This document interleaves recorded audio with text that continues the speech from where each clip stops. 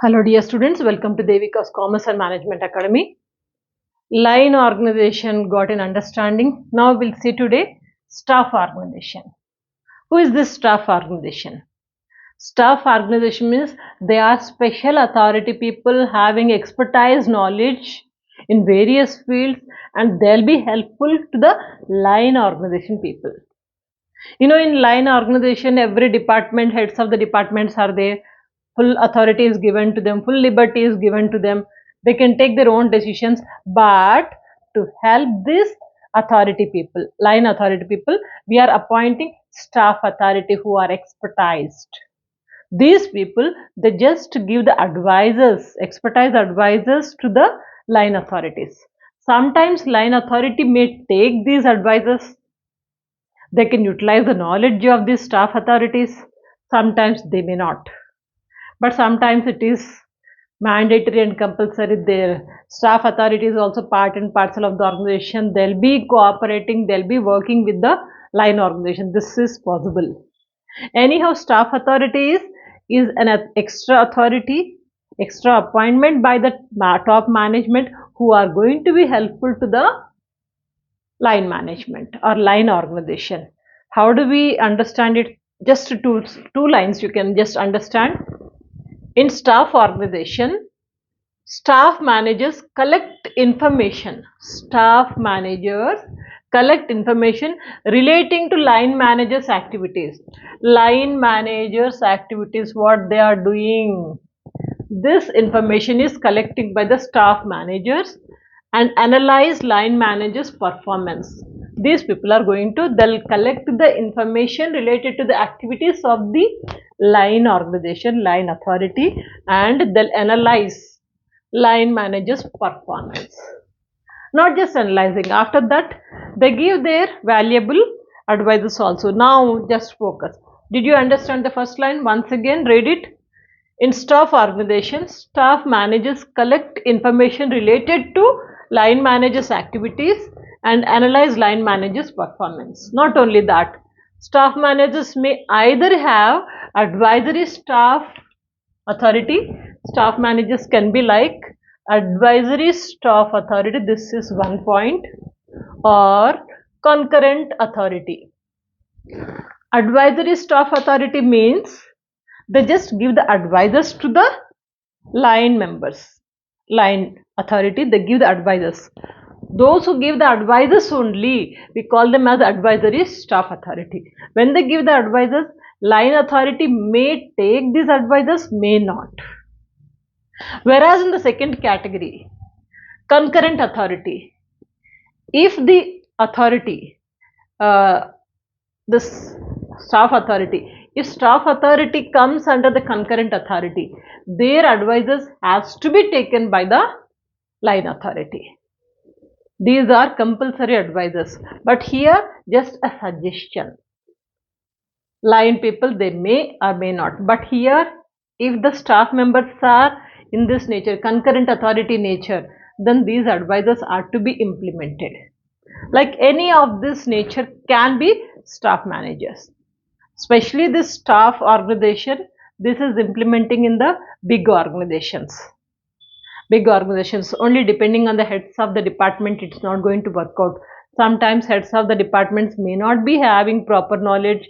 They need some expertise knowledge. They need some guidance. They need some advisors. So in such cases, staff members are going to be helpful. Isn't it? So that is why staff management or staff authority, staff organization is included. Now let's focus how this staff organization is going to work out. Let's understand through a diagram. Now here engineer, one engineer is having three departments. One is here department 1, department 2, department 3. Department 1 is design and drawing, one department. Second department is planning department. Third one is specifications, any other specifications wanted to create. These three departments he is having. If it is line authority, then full authority is given to the engineer. He has to take the decisions if it is line authority. If we include the authority, that is staff authority, now we are appointing two more members who are going to support the engineer, who are going to support the line authority. Who is the line authority? Engineer is the line authority. To support line authority, we are appointing two more authority members. Those two are, we call them as organizing members. Organizing members. Who are they? Admin officer, administrative officer, accounts officer. Two officers are appointed. They'll give their expertise, knowledge and advices to the line member. Line authority. Line authority, who is a line authority? Engineer. Now these two members are staff authority.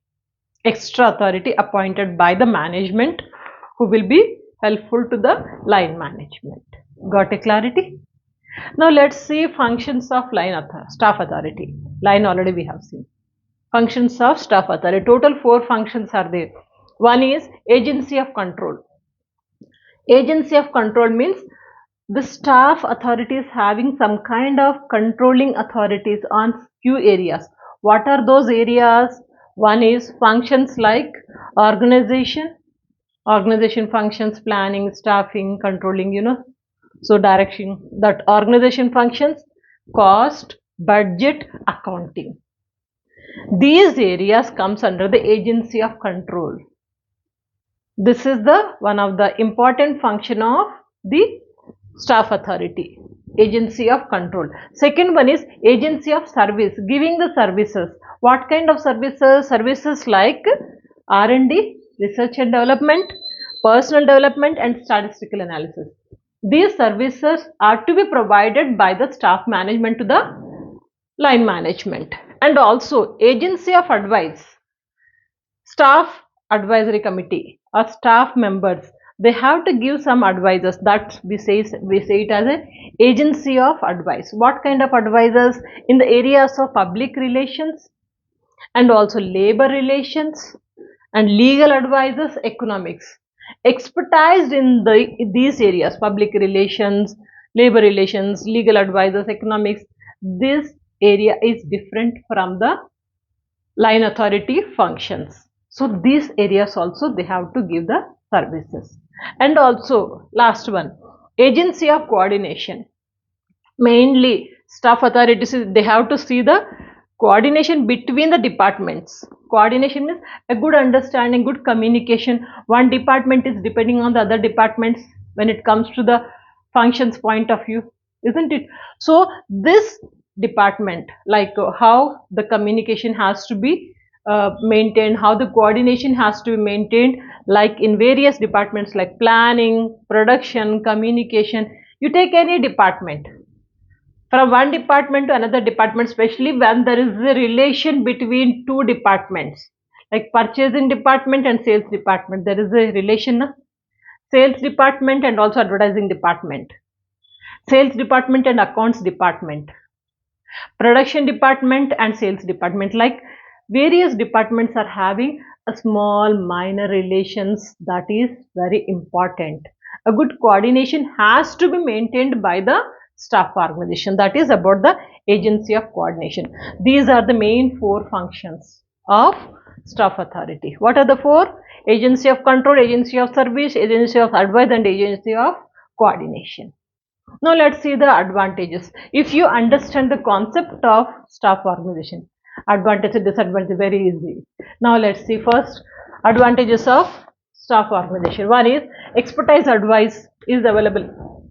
Expertise advice on different problems. To whom? Line authority. If these people are not appointed, line authority, they have to take their own decisions. But now here when 2 authority members, staff authority members,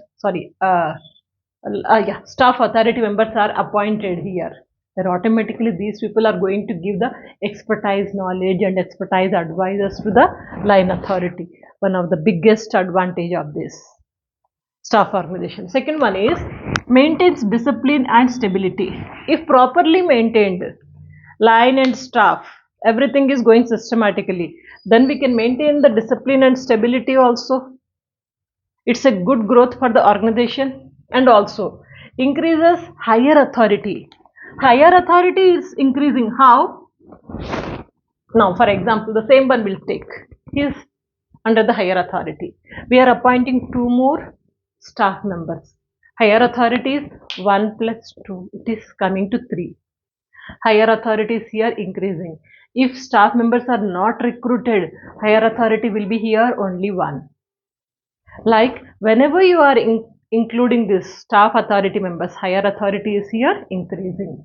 And also it provides services in the form of training. First of all, training to whom? Training to line executives. Suppose training executives are here. He is higher authority of line. Executives are these members. For them, some training is required. The training who is going to provide? The authority members. Who's the staff authority members? These two are staff now. So they are going to provide the training to the line executives, not line authority, line executives, and increases operational efficiency. Operational efficiency, definitely it is going to increase because everyone is not expertise in their fields. They are getting extra knowledge, they are getting expertise knowledge, and according to the situation, automatically operational efficiency of the organization is going to increase when you go for the staff organization. These are the 5 advantages. Of course, disadvantage. First disadvantage, without looking this, we can say always between the line and staff there will be conflict. What is that conflict? Means line authority, okay, he'll take his own decisions, but now staff authority is interfering and also analyzing, wanted to give his advices. If he gives advices, line authority sometimes they feel that I already taken decision. I have knowledge, why to take these people decision, why these people are interfering. That kind of ego, jealous, conflict between these two people are quite common. First disadvantage we can say conflict.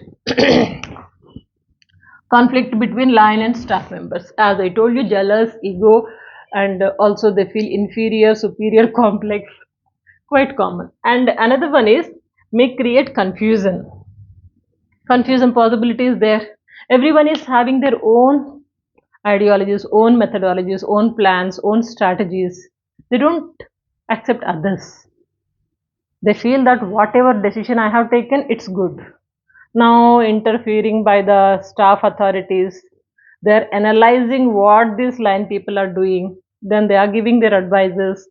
This may not be acceptable by the line people, and line people work is not accepted by the line authorities because staff authorities because they are expertise in this field. So that is why there may be some confusion between both the departments. And also line authority may depend more on staff authority. Line authority is depending more. Why? Suppose say he has to take the decision. Why to take the decision? I'll ask these people, they'll give the advice. I don't want to use my brain. Let them give the advice. That kind of independent nature is going to lose by the line authority. They are going to depend more on the staff authority, which is harmful for the organization. So line authority may depend more on staff authority. And last one, linemen may get irritated. Why irritated? Linemen may get irritated due to aggressive nature of staff men. If at all staff member is showing their aggressive nature, attitude is not good, tone is not good, communication is not proper, in any case there is a possibility of linemen to get irritated. Am I clear? Take a screenshot.